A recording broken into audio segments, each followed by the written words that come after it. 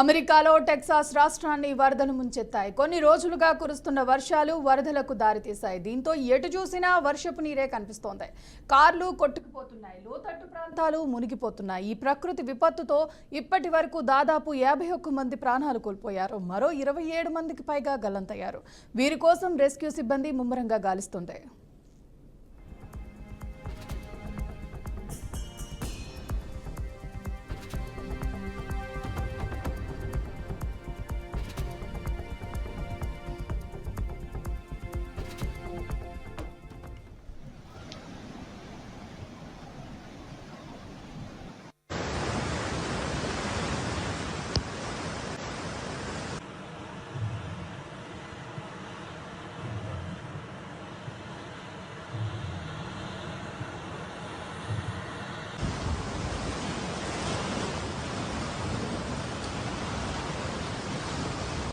Get out!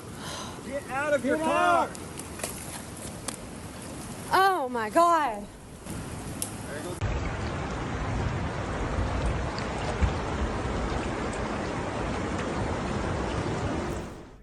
వర్షాల కారణంగా హన్ ప్రాంతంలోని గ్వడాలుపే నది ఉప్పొంగి ప్రవహిస్తోంది. దీంతో లోతట్టు ప్రాంతాలు జలమయమయ్యాయి, నివాసాలు నీట మునిగాయి. వీధుల్లోకి భారీగా వరద నీరు చేరింది.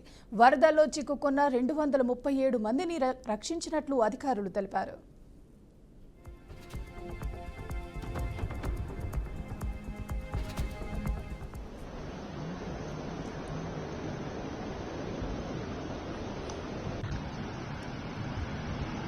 Holy sh**, this is crazy. Me? Wow.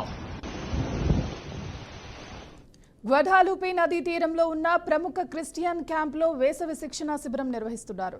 ఈ క్యాంప్ను వరదలు ముంచెత్తడంతో ఇందులో దాదాపు 23 నుంచి 25 మంది బాలికలు గల్లంతైనట్లు అధికారులు వెల్లడించారు. దీంతో ఈ బాలికల తల్లిదండ్రులు తీవ్ర ఆందోళనకు గురవుతున్నారు. వారి ఆచూకీ తెలియజేయాలంటూ సామాజిక మాధ్యమాల్లో ఫోటోలు షేర్ చేస్తున్నారు. మరోవైపు బాలికల కోసం అధికారులు తీవ్రంగా గాలిస్తున్నారు. పడవలు, హెలికాప్టర్ల సాయంతో గాలింపు చర్యలు చేపడుతున్నారు.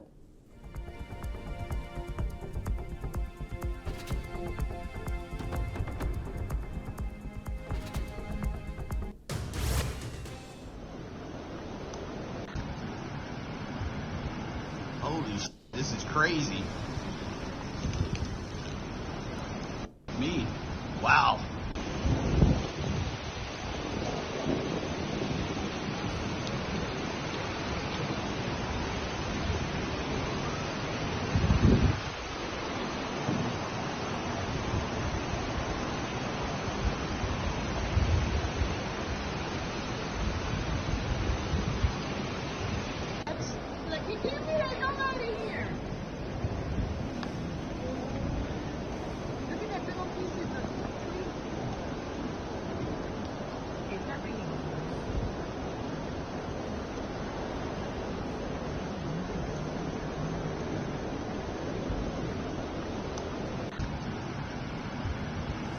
Holy sh**, this is crazy. Me? Wow.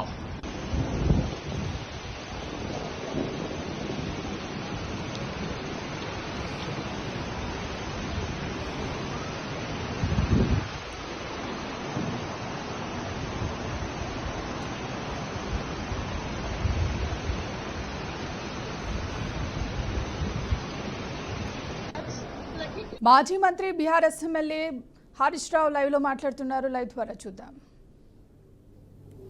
ఈ నిమిషానికి 73,600 క్యూసెక్కుల నీళ్లు మేడిగడ్డ దగ్గర ప్రవహిస్తున్నాయి. ఇప్పుడు ఆన్ ది స్పాట్ ఈ సెకండ్లో మేడిగడ్డ బ్యారేజ్ దగ్గర మీరు చూస్తే 73,600 క్యూసెక్కుల నీళ్లు ఈ సెకండ్లో పోతా ఉన్నాయి. అంటే 73,600 క్యూసెక్కుల నీటి ప్రవాహం ఇవాళ మేడిగడ్డ దగ్గర ఉన్నది. సో మన కన్నెపల్లి పంప్ హౌస్, మేడిగడ్డ నుంచి నీళ్లు తీసుకునే పంప్ హౌస్ పేరు కన్నెపల్లి పంప్ హౌస్.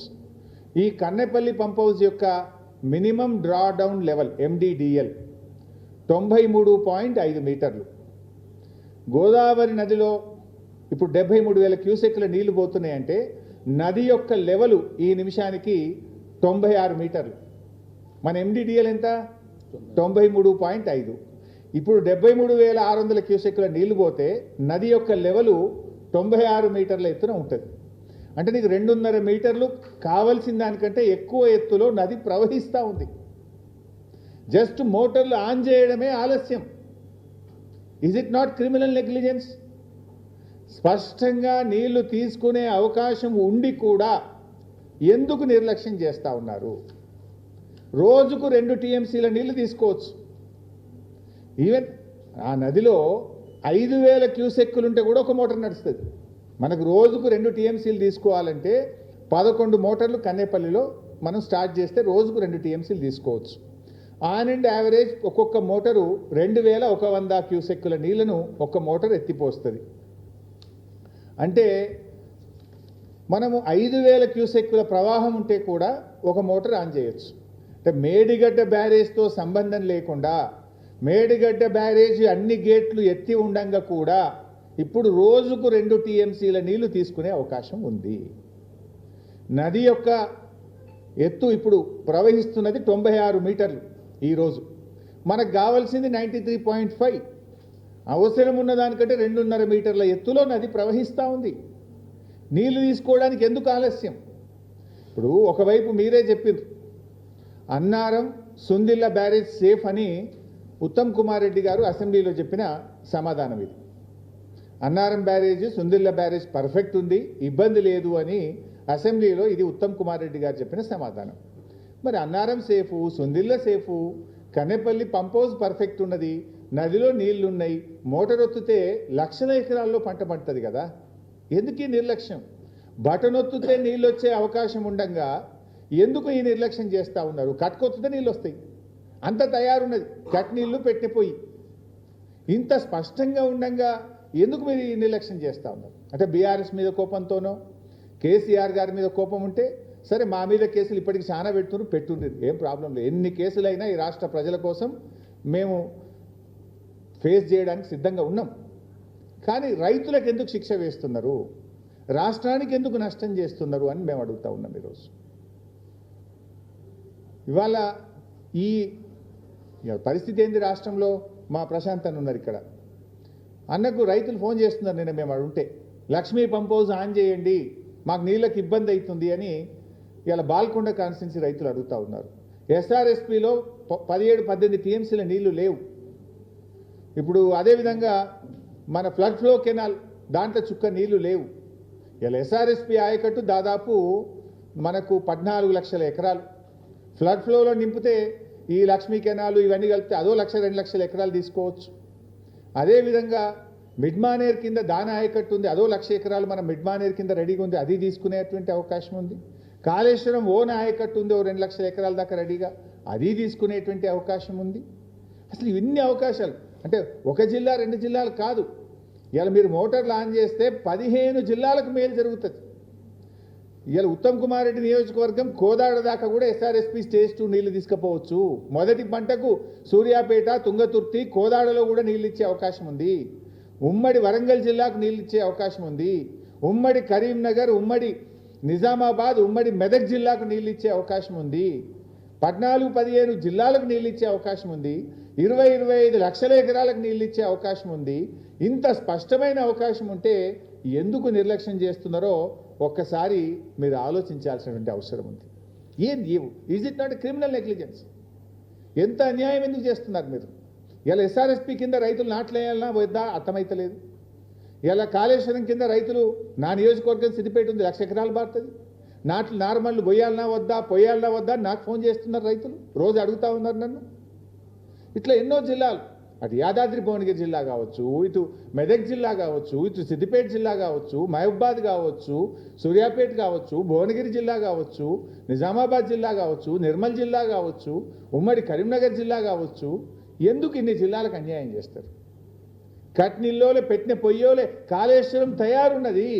మేడిగడ్డతో సంబంధం లేకుండా మోటార్లు ఆన్ చేసి రోజుకు 2 టీఎంసీల నీళ్లు తీసుకునే అవకాశం స్పష్టంగా ఉండంగా కూడా ఎందుకు మోటార్లు ఆన్ చేయడం లేదు? దయచేసి ఆలోచన చేయాలని చెప్పి మేము ప్రభుత్వాన్ని కోరుతా ఉన్నాం. ఇవాళ మాదొకటే డిమాండ్, సూటిగా ప్రభుత్వాన్ని అడుగుతా ఉన్నాం. వెంటనే కాళేశ్వరం మోటార్లు ఆన్ చేయండి, రిజర్వాయర్లు నింపండి, రైతాంగానికి మొదటి పంటకు నీళ్ళు ఇవ్వండి. స్పష్టంగా అడుగుతున్నాం మేము. ఆలస్యం చేస్తే ఊరుకోం. ఇవాళ నీళ్లు కళ్ళ ముందు ఉన్నాయి, మోటార్లు రెడీగా ఉన్నాయి, కరెంటు ఉన్నది, రిజర్వాయర్లు ఉన్నవి. తక్షణమే మోటార్లు ఆన్ చేయండి, రైతాంగానికి నీళ్ళు ఇవ్వండి. లేదంటే మాత్రం స్వయంగా కేసీఆర్ గారి నాయకత్వంలో లక్షలాది మంది రైతులందరం కలిసి కన్నేపల్లికి కదులుతాం, మోటార్లు ఆన్ చేస్తామని చెప్పి ప్రభుత్వాన్ని హెచ్చరిస్తా ఉన్నాం. మేం మాత్రం చూస్తూ ఊరుకోం. రైతులకు నష్టం జరిగితే బీఆర్ఎస్ పార్టీ ఊరుకోదుగాక ఊరుకోదు. మేము వదిలిపెట్టాం ఈ ప్రభుత్వాన్ని. ప్రజాశక్తిలో ఉన్న బలమేందో చూపిస్తాం. మొత్తం 20 జిల్లాల రైతాంగం లక్షలాదిగా కదులుతాం, మోటార్లు ఆన్ చేసి రైతాంగానికి నీళ్ళు ఇచ్చి చూపిస్తాం. బిడ్డ అవకాశం మరి మీరు ఇస్తారా, మరి ప్రజలతో మమ్మల్ని కదలమంటారా, మీరే తేల్చుకోవాల్సిన అవసరం ఉంది. ఇది అన్యాయం. ఇది ఇలా లక్షల ఎకరాల్లో రైతులు మొలకెత్తిన విత్తనాలు ఎండిపోతూ ఉన్నాయి, నారుమల్లు ముదిరిపోతూ ఉన్నాయి, రైతులు ఆందోళనలో ఉన్నారు. కానీ మీరు మాత్రం నిమ్మకు నీరెత్తినట్లుగా ప్రవర్తిస్తూ ఉన్నారు. ఈరోజు ఇంకోటి, కాళేశ్వరం అంటే 100 భాగాలు. 100 భాగాల్లో మేడిగడ్డ ఒక భాగం. ఆ మేడిగడ్డలో 85 పిల్లర్లలో 2 పిల్లర్లు మాత్రమే కుంగినాయి. నేను గతంలో కూడా చెప్పాను, కాళేశ్వరం అంటే 19 రిజర్వాయర్లు, 21 పంప్ హౌజులు, 16 సబ్స్టేషన్లు, 203 కిలోమీటర్ల టనలు, 1531 కిలోమీటర్ల గ్రావిటీ కెనాల్, 98 కిలోమీటర్ల ప్రెషర్ మెయిన్స్, ఇన్ని ఉన్నాయి కాళేశ్వరంలో. 3 బ్యారేజీలు, అందులో ఒక బ్యారేజ్ మేడిగడ్డ. ఆ బ్యారేజీలో 85 పియర్స్లో కుంగినాయి 2 పియర్లు. దాన్ని మరమ్మత్తు చేయమంటే మీన వేషాలు లెక్క పెడతా ఉన్నారు. 19 నెలలు అయిపోయింది. ఇప్పుడు మనము డాక్టర్ దగ్గర పోతాం, ఏదో చెయ్యి నొప్పో ఉంది నాకు, డాక్టర్ దగ్గర పోతే నీకు చెయ్యి నొప్పి ఉన్నదని వెంటనే చూసి దానికి ఏం మందులు కావాలో డాక్టర్ ఇస్తాడు. కానీ కాంగ్రెస్ ప్రభుత్వం తీరెట్లుందంటే నీకు చెయ్యి నొప్పి ఉన్నది, నీ కాలు ఖరాబు కావాలి, నీ చెయ్యి ఖరాబు కావాలి, నీ నడుము ఖరాబు కావాలి, నీ తలకాయ ఖరాబు కావాలి, నీ శరీరంలోని అవయవాలన్నీ ఖరాబ్ అయినాక గప్పు ట్రీట్మెంట్ చేస్తా అన్నట్టు ఉన్నది కాంగ్రెస్ వాళ్ళ తీరు. కుంగినే 2 పిల్లర్లు, మొత్తం కొట్టకపోతే బాగుండు, అన్ని ఖరాబ్ అయితే బాగుండు, మొత్తం పోయినాక రిపేర్ చేస్తామన్నట్టుగా ఇవాళ కాంగ్రెస్ ప్రభుత్వ తీరు ఉన్నది. అందువల్ల మేము ప్రభుత్వాన్ని కోరేది ఒక్కటే, మేడిగడ్డకు ఒకవైపు రిపేర్లు చేపట్టండి, మరొక వైపు మేడిగడ్డతో సంబంధం లేకుండా ఉన్న అవకాశాన్ని సద్వినియోగం చేసుకొని కన్నెపల్లి ద్వారా నీళ్లు ఎత్తిపోసి రాష్ట్ర రైతుల ప్రయోజనాలు కాపాడండి. ఇలా మీరు రాజకీయం చేస్తున్నారు. ఎన్డీఎస్ఏ అని ఓ చిల్లర రాజకీయాన్ని పాల్పడుతున్నారు. ఎన్డీఎస్ఏ దేశం మొత్తం ఉంటుందా, ఒక కాళేశ్వరంకే ఉంటుందా? ఇదే గోదావరి నది మీద కిందికి పోతే పోలవరం కొట్టుకపోయింది, పోలవరం డయాఫ్రేమ్ వాల్ కొట్టుకపోయింది, పోలవరం గైడ్ వాల్ కొట్టుకపోయింది, 2000 కోట్ల రూపాయల నష్టం జరిగింది. మరి ఎందుకో ఎన్డీఎస్ఏ పోదు? ఎన్డీఎస్ఏ కాళేశ్వరంకి వచ్చింది గోదావరి మీద, 2 పియర్లు గుంగితే వచ్చింది. ఆడ 2000 కోట్ల రూపాయల డయాఫ్రేమ్ వాల్ కొట్టుకపోయి గైడ్ వాల్ కొట్టుకపోతే 5 ఏళ్ళైనా ఎన్డీఎస్ఏ ఎందుకు పోదు? ఇక్కడనేమో 5 రోజులనే వస్తారు, 5 రోజులే ఇక్కడ వస్తారు. 5 ఏళ్ళైనా పోలవరంలో ఎన్డీఎస్ఏ పోదు. 5 నెలలైనా ఎస్ఎల్బీసీ టనల్ కుప్పగూలితే ఎన్డీఎస్ఏ రాదు. కిషన్ రెడ్డి పంపడు, ఎన్డీఎస్ఏ రాదు. ఎందుకు రాదు? కిషన్ రెడ్డి, రేవంత్ రెడ్డి, కాంగ్రెస్ బీజేపీల మధ్య ఢిల్లీలోనేమో కొట్లాడతారు, గల్లీలోనేమో అలాయి బలాయి చేసుకుంటారు. ఈ రాష్ట్రంలో ఇద్దరు కలిసిపోయింది. కలవకపోతే ఎస్ఎల్బీసీ టనల్ కుప్పగూలి ప్రాజెక్టు భవిష్యత్తు ప్రశ్నార్థకమైతే ఎందుకు ఎన్డీఎస్ఏ రాలేదు? నేను అడుగుతా ఉన్నా. ఇలా పోలవరంలో కూలిపోయింది, మరి అక్కడ ఎన్డీఎస్ఏ పోలే. ప్రత్యామ్నాయ డిజైన్లు చేసిండ్రు, రిపేర్ స్టార్ట్ చేసిండ్రు. ఇప్పుడు కొత్త డయాఫ్రేమ్ వాళ్ళు కట్టనే ఉన్నారు. మరి ఆడ కట్టినప్పుడు ఈడెందుకు కట్టరు? ఈడ ఎన్డీఎస్ఏ పేరు మీద ఎందుకు కాలయాపన చేస్తున్నారు? తెలంగాణ రాష్ట్రంలో హెచ్సియు కంచె గచ్చిబౌలి తరహాలో మరో ఘటన వెలుగు చూసింది. రాజేంద్రనగర్ వ్యవసాయ యూనివర్సిటీలో అర్ధరాత్రి ఉద్రిక్తత చోటు చేసుకుంది. బొటానికల్ గార్డెన్స్లోని భారీ వృక్షాలను ప్రభుత్వం తొలగిస్తున్నట్లు తెలుస్తోంది. 20 జేసీబీలతో చెట్లను తొలగించడానికి ప్రయత్నించినట్లు సమాచారం. విద్యార్థులు నిలదీయడంతో పోలీస్ బంగ్లాలు అక్కడకు చేరుకొని విద్యార్థులను చెదరగొట్టారు. హాస్టల్ వద్ద పోలీస్ బందోబస్తు ఏర్పాటు చేసి హాస్టల్ గదిలో నుండి విద్యార్థులను బయటకు రాకుండా పోలీసులు అడ్డుకున్నట్లు సమాచారం. వ్యవసాయ విశ్వవిద్యాలయంలో వన మహోత్సవం పేరుతో 20 ఎకరాలను చదువును చేసేందుకు ఇలా చేశారని వార్తలు వినిపిస్తున్నాయి. వన మహోత్సవం పేరుతో పచ్చని చెట్లను నరుకుతున్నారంటూ విద్యార్థులు ఆవేదన వ్యక్తం చేస్తున్నారు. ఇప్పటికే యూనివర్సిటీకి సంబంధించిన 100 ఎకరాల భూములను హైకోర్టు నిర్మాణానికి కేటాయించడంతో విద్యార్థులు ఆగ్రహం వ్యక్తం చేస్తున్నారు. నేడు యూనివర్సిటీలో వన మహోత్సవం నిర్వహిస్తుండగా విద్యార్థులు అడ్డుకునేందుకు ప్రయత్నించబోతున్నారని ప్రచారం జరుగుతోంది.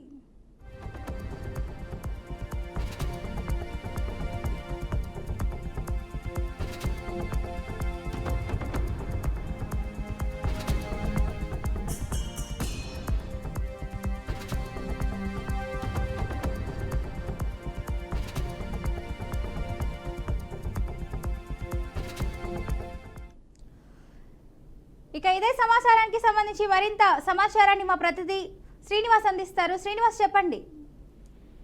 రాష్ట్ర వ్యాప్తంగా ఎస్టీయూ పట్టె భూముల్లోని తరహా మరో ఘటన కూడా రాజేంద్ర నగర్ వ్యవసాయ క్షేత్రంలో జరుగుతుంది. దీనికి సంబంధించి అర్ధరాత్రి నుంచి పెద్ద ఎత్తున ఉద్రిక్త పరిస్థితి నెలకొన్నటువంటి పరిస్థితి. అగ్రికల్చర్ యూనివర్సిటీ ఏదైతే ఉందో దానికి సంబంధించి 50 ఎకరాల కంచె భూమిని తొలగిస్తున్నట్లు కూడా యూనివర్సిటీ విద్యార్థులు పెద్ద ఎత్తున ఆందోళన చేస్తున్నారు. దీనికి సంబంధించి ఇప్పటికే పోలీసులు కూడా వారిపై పహారా కాస్తూ 50 ఎకరాలకు సంబంధించినటువంటి అగ్రికల్చర్ యూనివర్సిటీ కంచె భూములను శుద్ధి చేస్తూ హైకోర్టుకు సంబంధించిన భవనాలు కట్టాలనేది నిర్దేశించినట్టు కూడా తెలుస్తుంది. దీనిపై పెద్ద ఎత్తున అగ్రికల్చర్ యూనివర్సిటీ విద్యార్థులు కూడా పెద్ద ఆందోళన చేస్తున్నటువంటి పరిస్థితి. ఇది తెలంగాణలో జరుగుతున్నటువంటి అనేక భూములలోని ప్రభుత్వ నిర్వాహకు సంబంధించినటువంటి బిల్డింగ్లు కట్టడానికి పచ్చదనం పరిశుభ్రత పేరుతో నిర్మించినటువంటి చెట్లని కూలుస్తున్నారనేది విద్యార్థులు పెద్ద ఎత్తున ఆందోళన చేస్తున్నారు. ఈ విషయానికి సంబంధించి గతంలో కూడా ఒకసారి పబ్లిక్ హియరింగ్ జరిగినప్పుడు కూడా ఆందోళన చెందినటువంటి విద్యార్థులు కావాలని ఇప్పుడు ఇదే ప్లేస్ లోని వారు నిర్మాణం చేపడుతున్నారనేదే పెద్ద ఎత్తున అగ్రికల్చర్ యూనివర్సిటీ విద్యార్థులు ఆందోళన చేస్తున్నటువంటి పరిస్థితి. ఇది తెలంగాణలో జరుగుతున్నటువంటి అగ్రికల్చర్ యూనివర్సిటీ తాజా పరిస్థితి. Right, thank you.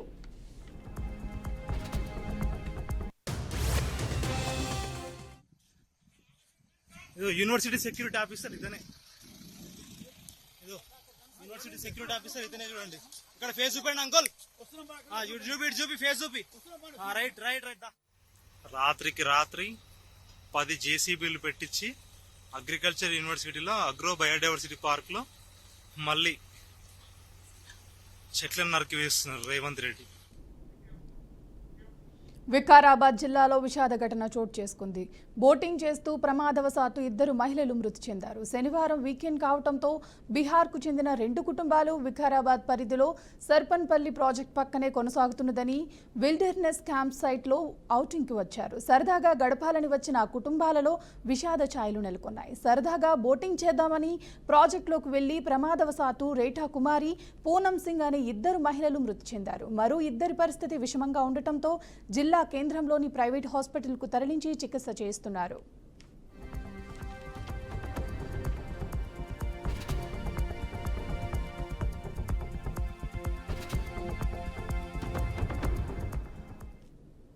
The wilderness camp సైట్లో 5 ఏళ్లుగా టూరిజం, ఇరిగేషన్ శాఖల నుండి ఎలాంటి అనుమతులు లేకుండానే అక్రమంగా బోటింగ్, హోమ్ బోటింగ్ నిర్వహిస్తున్నారని పలువురు ఆరోపించారు. ఇరిగేషన్ అధికారులతో పాటు గతంలో జిల్లాలో పనిచేసిన జిల్లా కలెక్టర్లు, అదనపు కలెక్టర్లు, పోలీసు అధికారులకు భారీ మొత్తంలో లంచాలు ఇచ్చి కోట్లలో సొమ్ము చేసుకుంటున్నారని ఆరోపణలు ఉన్నాయి. ఈ అక్రమ బోటింగ్పై గతంలో పలు కథనాలు రావడంతో తూతూ మంత్రంగా సోదాలు చేసిన ఇరిగేషన్ అధికారులు కొన్ని రోజుల కిందట బోటింగ్ నిలిపివేశారని చెప్పారు. ఆ తరువాత ఎవరి అనుమతి లేకుండానే సంబంధిత అధికారులకు మచ్చిక చేసుకుని మళ్లీ అక్రమ బోటింగ్ నడిపిస్తున్నారని స్థానికులు ఆరోపిస్తున్నారు. हम 4 फैमिलीज हैं और शाम के 3:30 बजे हम रिसोर्ट पहुंचे थे। उसके बाद हम बोटिंग के लिए गए थे जो शाम तक 6 बजे तक ही था। तो हम बोटिंग के लिए गए तो 4 लोग पहली बोट में बैठे और तब पूरे बादल आ गए थे, बारिश आने के पूरे आसार थे। तो जैसे ही बोट पानी में जाती है तो मुश्किल से 300 मीटर अंदर गई थी तो बारिश आना शुरू हो गई। तो फिर जो इंस्ट्रक्टर था जहाँ पे वो मैनेज कर रहा था पूरा, उसने आवाज़ वगैरह दे के उनको वापस बुलाने की कोशिश करी, वो आ रहे थे वापस और वो बोट पलट गई और बोट पलटने से वो चारों लोग पानी में गिरे। उसमें तीन अडल्ट थे, 2 बच्चे थे। तो 2 बच्चे और एक अडल्ट को हमने निकाल लिया था। 2 अडल्ट ఇదే అంశానికి సంబంధించి మరింత సమాచారం మా ప్రతినిధి బాసిత్ అందిస్తారు.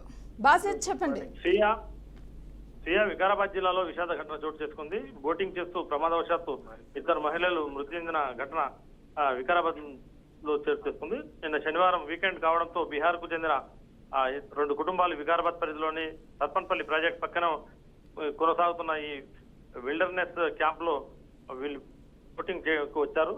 సరదాగా గడపాలని వచ్చిన 2 కుటుంబాలు వాళ్ళు 2 చనిపోవడంతో విషాదాలు నెలకొన్నాయి. సరదాగా బోటింగ్ చేద్దామని ప్రాజెక్టులోకి వెళ్లి ప్రమాదవశాత్తు రేటా కుమారి, పూనం సింగ్ అనే 2 మహిళలు మృతి చెందడం జరిగింది. మరో 2 పరిస్థితి విషమంగా ఉండడంతో జిల్లా కేంద్రంలోని ప్రైవేట్ హాస్పిటల్కి తరలించడం జరిగింది.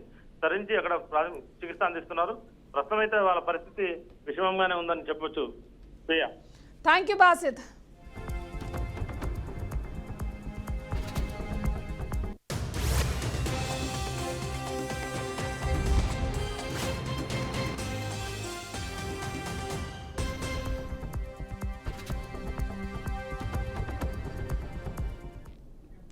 రైట్, ఇక బ్రేకింగ్ న్యూస్ చూస్తే తెలంగాణలో పలు చోట్ల వ్యవసాయ మార్కెట్లోని ఎరువులు గోడౌన్ల వద్ద యూరియా కోసం రైతులు పడిగాపులు కాస్తున్నారని వార్తలు వస్తున్నాయి. ఈ నేపథ్యంలోనే తెలంగాణ జాగృతి అధ్యక్షురాలు బీఆర్ఎస్ ఎమ్మెల్సీ కవిత స్పందించారు. ఇది నో స్టాక్ సర్కార్. 10 ఏళ్ల కేసీఆర్ పాలనలో రాజుగా బతికిన రైతులను కాంగ్రెస్ ప్రభుత్వం మళ్లీ రోడ్డుపాలు చేసిందని ఎక్స్ వేదికగా ఆరోపించారు. పోలీస్ స్టేషన్లలో ఎరువులు, విత్తనాలు అమ్మిన చరిత్ర కాంగ్రెస్ ప్రభుత్వం రిపీట్ చేస్తుందని పేర్కొన్నారు. ఎక్కడ చూసినా యూరియా కోసం భారీ క్యూ లైన్లే కనిపిస్తున్నాయని వివరించారు. యూరియా మాత్రమే కాదు, డీఏపీ, పొటాషియం కోసము రైతులకు తిప్పలు పెడుతున్నారని తెలిపారు.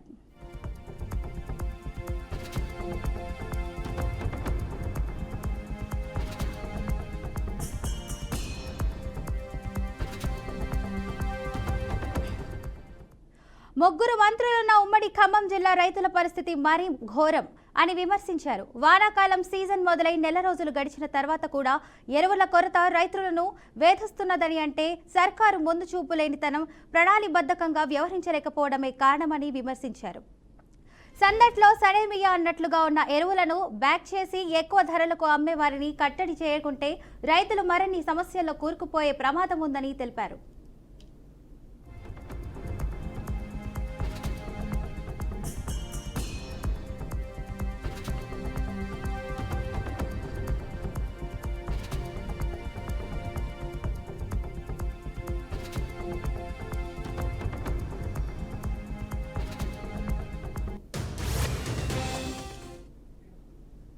సంగారెడ్డి జిల్లా సిగాజీ పరిశ్రమ వద్ద కార్మిక సంఘాలు ఆందోళనకు దిగాయి. పరిశ్రమ పరిశీలనకు వెళ్తున్న కార్మిక సంఘాల నాయకులను పోలీసులు అడ్డుకున్నారు. పరిశ్రమ లోపలికి అనుమతి లేదంటున్న పోలీసులను అడ్డుకోవడంతో పరిశ్రమ వద్దకు వెళ్లి తీరుతామని కార్మిక సంఘాల నాయకులు చెప్పారు. దీంతో ఒక్కో కార్మిక సంఘం నుంచి పోలీసులు 2కి అనుమతి ఇచ్చారు.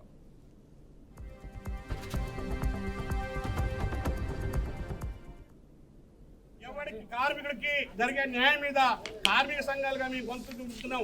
8 గంటల పనిదినం కావాలని కొట్లాడుతున్నాం. కార్మిక చట్టాలు కావాలని చెప్తున్నాం. ఈ ఫ్యాక్టరీ ఇన్స్పెక్టర్ వచ్చి ఫ్యాక్టరీ ఇన్స్పెక్టర్కి ఇన్స్పెక్షన్ చేయాలని కోరుతున్నాం. జాయింట్ ఇన్స్పెక్షన్ జరగాలని చెప్తున్నాం. కార్మికుడు కంప్లైంట్ ఇచ్చినా కానీ చర్యలు తీసుకునేటువంటి రైట్ కార్మిక చట్టాల్లో ఉంది. కానీ ఈ రోజు దాన్ని తుంగలు చెప్తున్నారు. ఈ ప్రాంతంలో ఉన్నటువంటి వలస కార్మికుల కోసం మా కార్మిక సంఘాలు కొట్లాడుతున్నాయి. ఈ ప్రాంతంలో ఉన్నటువంటి 8 గంటల పనిదినం అమలు చేయనటువంటి వారికి మీద అమలు చేయాలని చెప్పి 10 గంటలు 12 గంటలు పని చేసేటువంటి మీద కొట్లాడుతున్నాయి. ఎక్కడ ప్రమాదం జరిగితే నష్టపరిహారం ఇస్తున్నాయి. ఈ రోజు కేంద్రంలో బీజేపీ ప్రభుత్వం, కేంద్ర ప్రభుత్వం ₹1,00,000 ఇచ్చి చేతులు దులుపుకుంది. రాష్ట్ర ప్రభుత్వం ₹1,00,00,000 ఇప్పిస్తామని ఆదేశాలు ఇచ్చింది. ఇప్పటి వరకు ఆ కార్మికులకి ఎవరిచ్చారు డబ్బులు?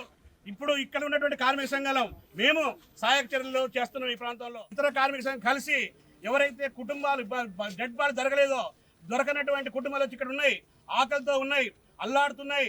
ఇక్కడ ఉన్నటువంటి కొన్ని కంపెనీలు, శాండ్విచ్ లాంటి కంపెనీని, కొన్ని రకాల 5-6 కంపెనీలో ఉన్నటువంటి మా యూనియన్లే ఒక్కొక్క కుటుంబానికి ఇక బ్రేకింగ్ న్యూస్ చూస్తే రాజన్న సిరిసిల్ల జిల్లా వేములవాడలో విషాదం చోటు చేసుకుంది. వేములవాడలోని మటన్ మార్కెట్ ఏరియాలో రోహిత్ అనే యువకుడు ఆత్మహత్య చేసుకున్నాడు. అర్ధరాత్రి యువకుడి ఆత్మహత్యతో మటన్ మార్కెట్ ప్రాంతం మొత్తం ఉలిక్కిపడింది. రోహిత్ బీటెక్ చదువుతున్నట్లు సమాచారం అందుకున్న పోలీసులు ఘటనా స్థలానికి చేరుకొని పరిశీలించారు. మృతదేహాన్ని పోస్ట్ మార్టం నిమిత్తం ఆసుపత్రికి తరలించారు. కొంతకాలంగా అతను మానసిక ఒత్తిడితో బాధపడుతున్నట్లు తెలుస్తుంది. ఆత్మహత్యకు కారణాలు ఇంకా పూర్తిగా తెలియాల్సి ఉంది.